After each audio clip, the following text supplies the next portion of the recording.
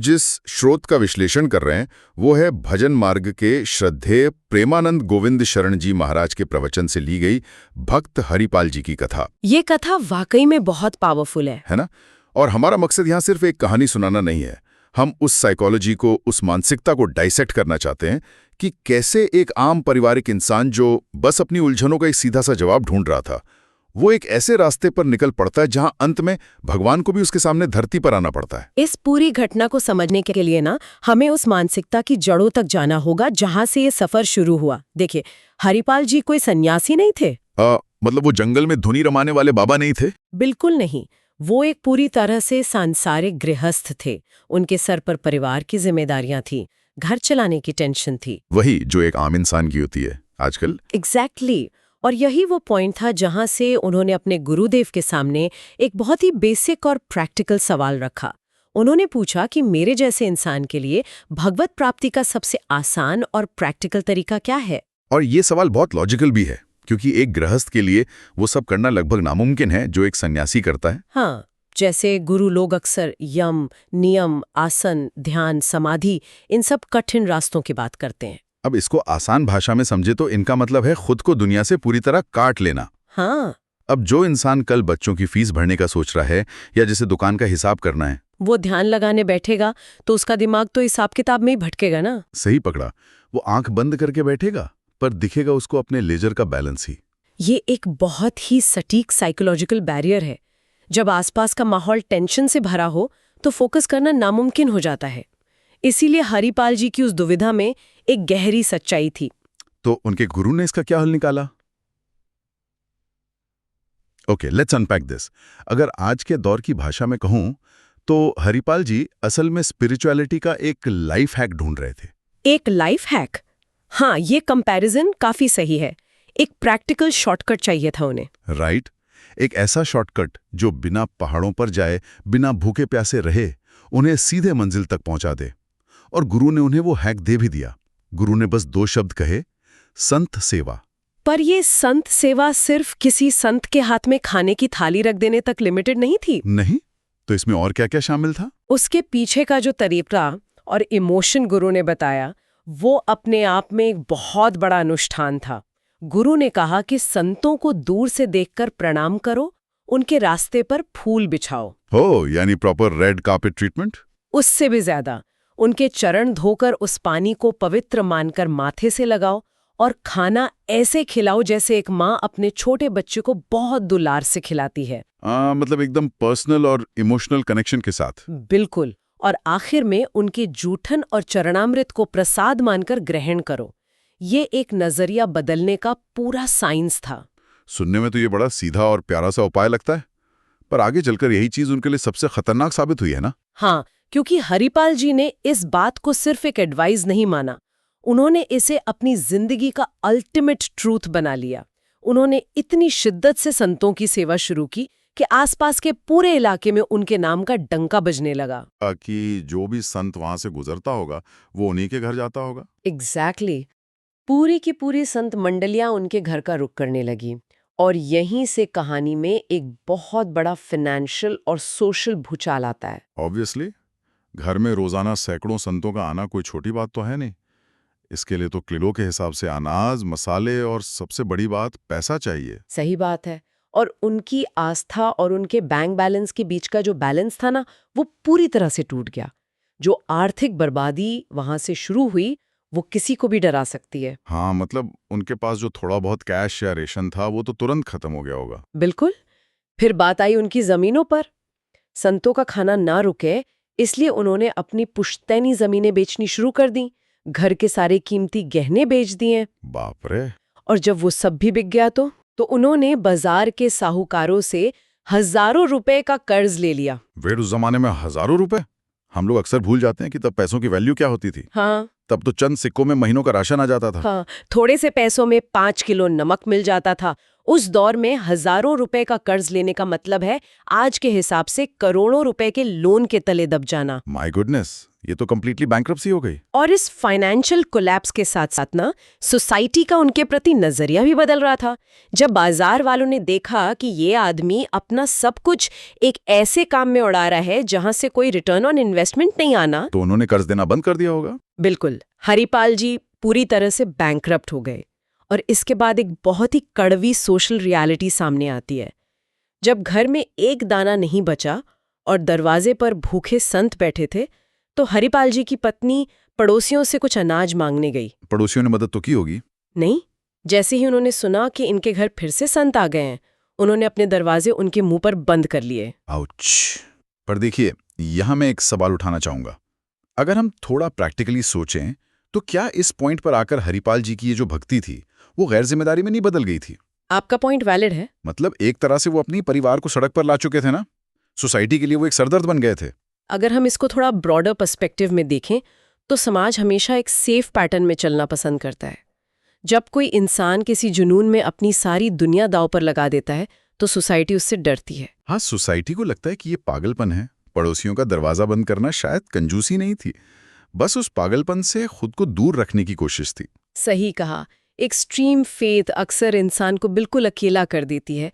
अब सोचिए उस हालत में जब सब दरवाजे बंद हो गए, मार्केट से एक पैसा नहीं मिल रहा और घर में संत भूखे बैठे हैं। तो एक इंसान क्या करेगा? नॉर्मल इंसान तो हार मान लेगा या माफी मांग लेगा संतों से। पर हरिपाल जी ने ऐसा नहीं किया।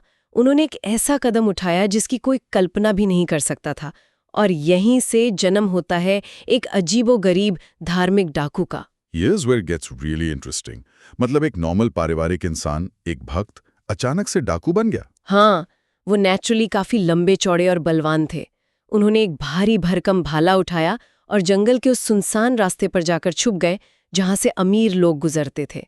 उनका प्लान था कि इनको लूटकर संतों का पेट भरा जाए। एग्जैक्टली। उनका क्लियर मकसद था कि इन अमीर राहगीरों का पैसा लूटकर संतों के लिए 56 भोग बनवाएंगे। पर इस डकौती में भी उनका एक रूल था। रूल? डाकुओं के भी रूल्स होते हैं? इनका था, और ये रूल ही इस बात का प्रूफ था कि वो कोई क्रिमिनल माइंडसेट वाले नहीं थे। उनका रूल ये था कि जो भी इंसान गले में कांथी माला पहने होगा, जिसके माथे पर तिलक होगा या जो भगवान का नाम ले रहा होगा, उसे वो नहीं लूटेंगे। बिल्कुल नहीं। उसे वो आदर के साथ बिना छुए जाने देंगे। वो सिर्फ उन्हें लूटेंगे जो पूरी तरह से दुनियादारी में फंसे हैं, जिनको भगवान से कोई लेना देना नहीं है। क्या बात है। अगर मैं इसको आज की लैंग्वेज में समझाऊं, तो उन्होंने उस जंगल के रास्ते को एक रिवर्स टोल बूथ बना दिया था। रिवर्स टोल बूथ ये अच्छी एनोलॉजी है। कैसे? क्रॉस करने के लिए। पर हरिपाल जी के टोल बूथ पर टैक्स पैसे नहीं थे, बल्कि भगवान का नाम था। अगर आपके पास भगवान का नाम है तो आप सेफ हैं। हाँ, और इसका जो इम्पैक्ट पड़ा ना पूरे इलाके में, वो किसी चमत्कार से कम नहीं था। एक बहुत बड़ी आयरनी है इसमें। जो काम बड़े बड़े सन्यासी और उपदेशक सालों के प्रवचन से नहीं कर पाए, मतलब आम लोगों के मुंह से भगवान का नाम निकलवाना, हाँ, वो काम एक भला लिया डाकू के डर ने रातों रात कर दिया। कमाल है। तो लोग डर के मारे पूजा पाठ करने लगे। हाँ, पूरे इलाके में खबर फैल गई। जो लोग जिंदगी में कभी मंदिर नहीं गए, वो भी उस रास्ते से गुजरने से पहले लंबा सा तिलक लगा लेते थे। और जैसे ही जंगल शुरू होता होगा, जोर जोर से जय श्री राम, राधे राधे चिल्लाने लगते होंगे। बिल्कुल। एक डाकू के खौफ ने उस पूरे डरावने हाईवे को एक पवित्र कीर्तन मार्ग में बदल दिया। पर वेट अ मिनट, अगर सब लोग भगवान का नाम लेकर बच निकलेंगे तो हरिपाल जी लूटेंगे किसको? उनका तो बिजनेस मॉडल ही फेल हो गया। सही पकड़ा आपने। यही सबसे बड़ी प्रॉब्लम बन गई उनके लिए। रास्ते से कोई ऐसा इंसान गुजर ही नहीं रहा था जिसे वो लूट सके। सब राम राम जपते निकल रहे थे। और इधर घर में संत भूखे बैठे हैं। ये तो बहुत ज्यादा फ्रस्ट्रेशन वाली सिचुएशन हो गई होगी। वो हताशा के एक्सट्रीम पॉइंट पर थे। और आपको पता है, जब इंसान अपने सारे एफर्ट्स कर चुका होता है, जब उसकी हर स्ट्रैटेजी फेल हो जाती है, पर उसका संकल्प नहीं टूटता, तो क्या होता है? तब फाइनली डिवाइन इंटरवेंशन होता है। जब पूरा जंगल शांत था और कोई शिकार नहीं बचा, तब वहां 2 लोग आते हैं। कौन थे वो? कोई नए मुसाफिर? ये कोई आम मुसाफिर नहीं थे। ये एक बहुत ही अमीर सेठ और सेठानी के भेष में थे, पूरी तरह से भारी और कीमती सोने के गहनों से लदे हुए। ओहो, हरिपाल जी के लिए तो लॉटरी लग गई। हाँ, और सबसे बड़ी बात, उनके गले में कोई माला नहीं थी, कोई तिलक नहीं था, और वो आपस में सिर्फ प्रॉफिट, बिजनेस और पैसों की बातें कर रहे थे। मतलब हरिपाल जी का परफेक्ट टारगेट। पर ये थे कौन असल में? कथा बताती है कि ये साक्षात भगवान द्वारिकाधीश और देवी रुक्मिणी थे।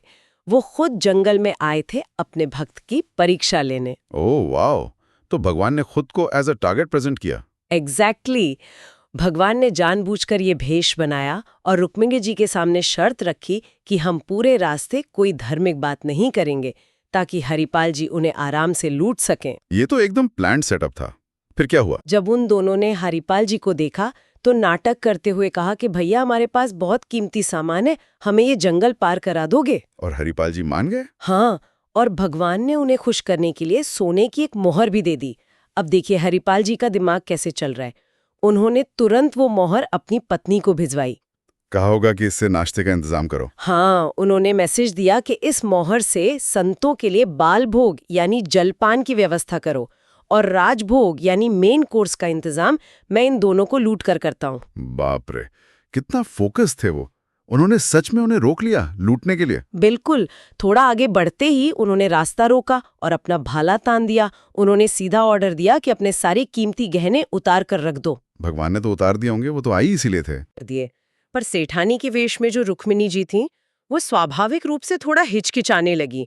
उन्होंने अंगूठी निकालने में थोड़ी आनाकानी की। तो हरिपाल जी ने क्या किया? हरिपाल जी का पेशेंस खत्म हो गया।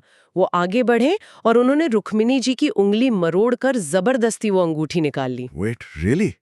उन्होंने एक महिला की उंगली मरोड़कर जबरदस्ती अंगूठी निकाली? ये सुनने में बहुत ही डिस्टर्बिंग लग रहा है। मैं समझती हूँ। मतलब एथिकली और मॉरली देखा जाए तो ये बहुत गलत है।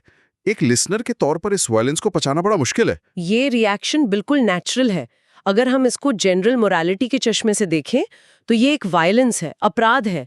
पर ये एक बहुत इंपॉर्टेंट सवाल खड़ा करता है हरिपाल जी की साइकोलॉजी पर। किस तरह का सवाल? अगर हम उस मोमेंट का विश्लेषण करें तो समझ आएगा कि हरिपाल जी को उस वक्त वहां कोई औरत, आदमी या इंसान दिख ही नहीं रहा था। तो क्या दिख रहा था? उन्हें सिर्फ रिसोर्सेज दिख रहे थे। उनके दिमाग में बस वो भूखे संत थे। वो अंगूठी उनके लिए सिर्फ सोने का टुकड़ा नहीं थी, वो उन संतों के पेट की आग बुझाने का जरिया थी। ये वैराग्य और जुनून का एक बेहद कच्चा और एग्रेसिव रूप है, जिसमें उन्हें इस बात से कोई फर्क नहीं पड़ रहा था कि तरीका क्या है। उनका गोल उनके एक्शंस पर हावी हो चुका था। पर इस फिजिकल वायलेंस के बाद क्या हुआ? उसी टकराव के तुरंत बाद एक ऐसा ब्लास्ट होता है जिसने हरिपाल जी की दुनिया पलट दी। यही वो पॉइंट था जहां पर असली सच्चाई सामने आनी थी। भगवान ने अपना रूप दिखाया। हाँ, जब हरिपाल जी ने सारे गहने लूट लिए और मुड़कर देखा तो वहां कोई सेठ सिठानी नहीं थे। वहां साक्षात भगवान द्वारिकाधीश अपने अलौकिक चतुर्भुज रूप में खड़े थे। ओह, और उनके साथ महालक्ष्मी रूप में देवी रुक्मिणी। सोचो, उस एक पल में हरिपाल जी के दिमाग में क्या भूचाल आया होगा। जिस भगवान को पाने के लिए योगी जन्म जन्म तपते हैं, वो सामने थे और हरिपाल जी ने उन्हीं पर भाला ताना था। और देवी को छोड़ भी पहुंचाई थी। हरिपाल जी तो डर के मारे कांप गए होंगे। वो पूरी तरह टूट गए। उनके हाथ से भाला गिर गया। वो रोने लगे और भगवान के चरणों में गिरकर माफी मांगने लगे। उन्होंने कहा कि प्रभु, मैं मजबूर था, मेरे घर संत भूखे थे। तो फिर भगवान ने क्या सजा दी उन्हें? एक डाकू को जिसने हिंसा की, उसे तो दंड मिलना चाहिए ना? यही तो ट्विस्ट है। ईश्वरीय अदालत ऐसे काम नहीं करती। भगवान ने उन्हें सजा नहीं दी, बल्कि आगे बढ़कर उन्हें अपने सीने से लगा लिया। वेट, क्या भगवान ने एक लुटेरे को गले लगा लिया? ये हमारी नॉर्मल लॉजिक के बाहर की बात है। क्योंकि हमारी लॉजिक सिर्फ कर्मा यानी बाहरी एक्शन देखती है कि डकैती हुई, पर भगवान उस एक्शन के पीछे का इंटेंट यानी भावना देखते हैं। हरिपाल जी के इस डरावना एक्शन के पीछे स्वार्थ का एक कतरा भी नहीं था। मतलब वो पैसा अपने ऐशो आराम के लिए नहीं चाहते थे। एग्जैक्टली। उनका इरादा 100% प्योर था, सिर्फ निस्वार्थ संत सेवा। भगवान ने डकैती को नहीं, उस प्योर सरेंडर को गले लगाया। उन्होंने हरिपाल जी को अपना सबसे प्यारा भक्त कहा। ये वाकई कमाल है। पर उन भूखे संतों का क्या हुआ जो घर पर थे? कर्ज का क्या हुआ? भगवान ने हरिपाल जी को देवी महालक्ष्मी के वो दिव्य आभूषण दिए जो कभी खत्म नहीं हो सकते थे। उन्होंने कहा, इनसे अपना सारा कर्ज चुकाओ और अब रोज लाखों संतों को खिलाओ। वाओ, एक अनएंडिंग सप्लाई। और सबसे इमोशनल पल वो था जब भगवान और देवी खुद हरिपाल जी के घर गए और उन संतों के साथ बैठकर भोजन किया। So what does this all mean? आज की इस चर्चा का आखिर निष्कर्ष क्या है? निष्कर्ष ये है कि एक बेसिक सा सवाल कि भगवान को कैसे पाएं। एक इंसान को बैंक्रप्सी, सोसाइटी से रिजेक्शन, डकैती और अंत में डायरेक्ट भगवान के दर्शन तक ले गया। इंटेंशन सबसे बड़ी चीज है। सही बात है। और ये कहानी हमें एक और बहुत गहरी चीज सोचने पर मजबूर करती है। अगर हम इसको आज की प्रैक्टिकल लाइफ से कनेक्ट करें तो हरिपाल जी के पास एक्चुअली कोई प्लान बी नहीं था। सही पकड़ा आपने। ये सबसे थॉट प्रोवोकिंग पॉइंट है। हम लोग अक्सर जब कोई रिस्क लेते हैं ना तो एक सेफ्टी नेट बचा के रखते हैं। हाँ, अगर मैं जॉब छोड़ूंगा तो पहले थोड़ी सेविंग्स कर लूंगा। पर जब हरिपाल जी ने सब कुछ बेचा तो उन्होंने अपने बुढ़ापे के लिए एक जमीन का टुकड़ा भी नहीं बचाया। जब उनका सब कुछ, लिटरली सब कुछ खत्म हो गया और कोई सेफ्टी कवर नहीं बचा, सिर्फ तब भगवान सामने आए। हम अक्सर रोते हैं कि हमारी लाइफ में चमत्कार नहीं होते। शायद इसलिए नहीं होते क्योंकि हमेशा एक बैकअप प्लान, एक प्लान बी हमारी जेब में होता है। हम कभी खुद को उस लिमिट तक पुश ही नहीं करते जहां हरिपाल जी थे। बिल्कुल। ये कथा हमसे पूछती है कि क्या आपके अंदर वो हिम्मत है कि किसी मकसद के लिए आप अपने सारे प्लान बी आग में झोंक दो? क्या बात है! क्या आज के इंसान में वो सब कुछ छोड़ने की हिम्मत बची है? ये वाकई एक सोचने वाली बात है और इस सवाल का जवाब हम सबको अपने अंदर ही ढूंढना होगा। आज की इस बेहतरीन चर्चा को हम यहीं विराम देते हैं। ऐसे ही किसी और इंटरेस्टिंग डीप डाइव में आपसे फिर मुलाकात होगी। तब तक के लिए अपना ख्याल रखें। नमस्कार।